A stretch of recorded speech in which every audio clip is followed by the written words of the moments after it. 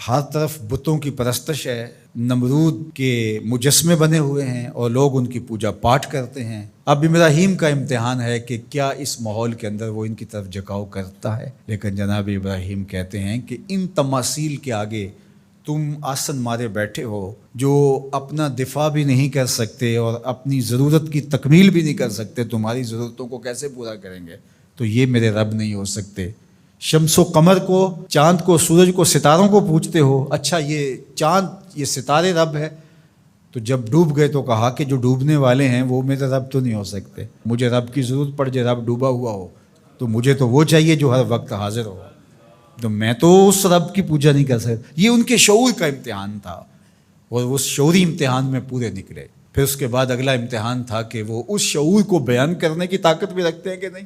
پھر بت کدا ٹوٹتا ہے، نمرود کا دربار سجتا ہے، اور وہاں جو خطبہ حضرت ابراہیم نے دیا زمانے نے سنا، جب کلہاڑا اس بڑے بت کے کندھے پہ رکھ دیا اور باقی سارے بتوں کا تیا پانچا کر کے رکھ دیا، جب وہ میلے سے واپس آئے تو ابراہیم بڑی بے نیازی سے بولتے ان کے بڑے نے کیا ہوگا، دیکھو اسلحہ تو اسی کے کندھے پر ہے۔ تو وہ کہنے لگے ابراہیم تو جانتا ہے یہ بولتے نہیں ہیں، اور حضرت ابراہیم یہی تو لانا چاہتے تھے۔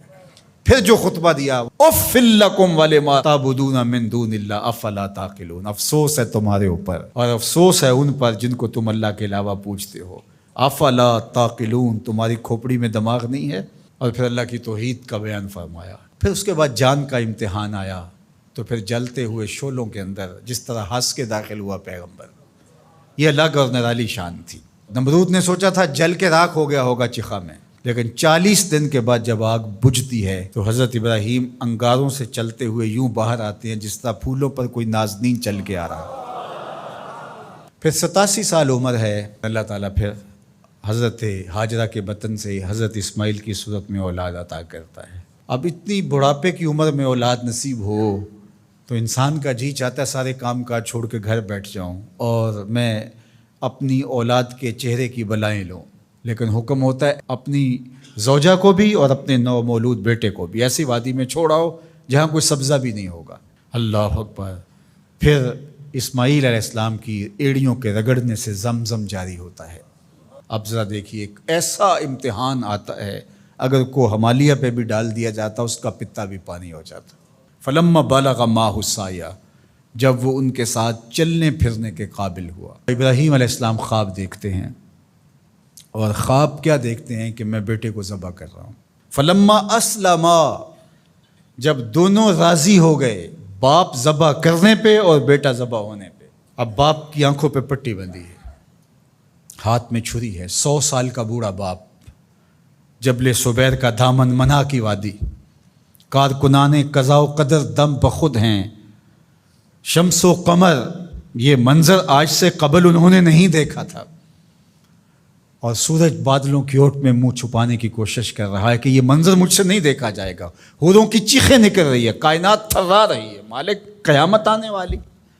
اور مالک بھی فرشتوں سے کہہ رہا تھا کہ تم کہتے تھے نا کہ سجدے ہم کریں گے، تسبیحات ہم کریں گے، انسان تو دینگا مشتیاں کرے گا، ذرا میرے بندے کی اس ادا کو بھی دیکھو، میرے حکم کی تعمیل پر میرے بندے کی اس انوکھی ادا کو بھی دیکھو۔ چھری کی نوک حلق کے اوپر رکھ کے پورا وزن ڈال دیا، گلا کٹ گیا، خون بہنے لگا۔ ابراہیم علیہ السلام ایک عجیب کیفیت میں، کیا کیفیت ہو سکتی ہے، میرے پاس تو لفظ نہیں ہیں۔ اللہ اکبر۔ جلدی سے جو ہے وہ آنکھوں سے پٹی کھولتے ہیں تو دیکھتے ہیں کہ منظر بدلا ہوا ہے، بیٹا سمجھ کے جس کو ذبح کیا وہ تو دمبا تھا، اور اسماعیل علیہ السلام پاس کھڑے مسکرا رہے ہیں، اور پاس حضرت جبریل امین بھی کھڑے ہیں۔ یہ اس بات کا عملی ثبوت ہے یہ وہ دمبا لے کے آئے ہیں۔ تو بے ساختہ جناب ابراہیم علیہ السلام کی زبان پر جو لفظ آیا وہ یہ تھا، اللہ اکبر، اللہ اکبر۔ تو حضرت اسماعیل بولے لا الہ الا اللہ واللہ اکبر، پاس کھڑے جبریل بولے اللہ اکبر وللہ الحمد۔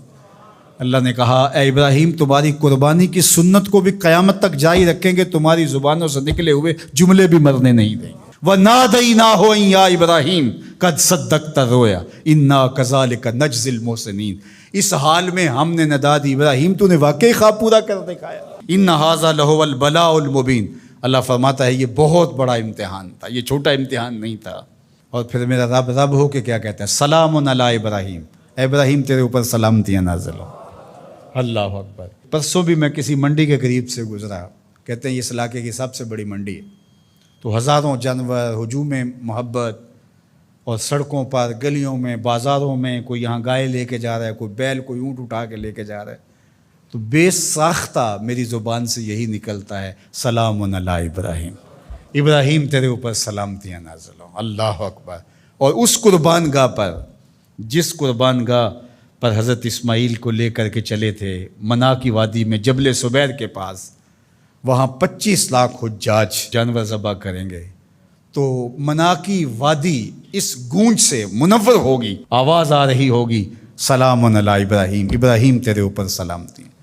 ابراہیم علیہ السلام نے چھوٹا کام نہیں کیا، بہت بڑا کام کیا، لیکن میرے رب نے بھی پھر جو اعزاز دیا، جو تکریم دیا، عرض کی گئی یا رسول اللہ یہ قربانیاں کیا ہیں؟ فرمایا تمہارے باپ ابراہیم کی سنت ہے، قیامت تک وہ نقشہ ہماری آنکھوں کے سامنے رہے گا، اور لوگ اپنے قیمتی متاع کو اس طرح قربان کرتے رہیں گے۔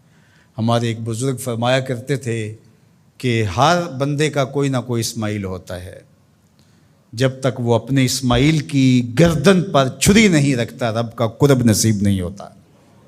تو اپنی عزیز ترین متاع اللہ کی راہ میں قربان کرنے کا موقع آ جائے، وہ جان ہو، وہ اولاد ہو، وہ مال ہو، وہ منصب ہو، جب حالات تقاضا کریں اور آپ کو لگے کہ میرے مالک کا مجھ سے یہ تقاضا ہے، تو راہ خدا کے اندر قربان کرنے کا جب یہ جذبہ اس لیول تک پہنچ جائے، تو پھر آپ اس نور سے مالا مال ہوتے ہیں، اس فیض سے فیض یاب ہوتے ہیں۔ ہمارے لیے یہ واقعات اس لیے رکھے، ہم تو چھوٹے چھوٹے امتحانوں سے ڈر جاتے ہیں، ہمیں بڑے امتحان بھی دینے پڑے تو ہمارے بڑوں کی سیرت یہ ہے کہ ہم کشادہ دلی کے ساتھ، خوش دلی کے ساتھ ان امتحانوں سے گزریں، پھر ہمارے رب کی رحمتیں اور کرم نوازیاں ہمارے شامل حال ہوں گی۔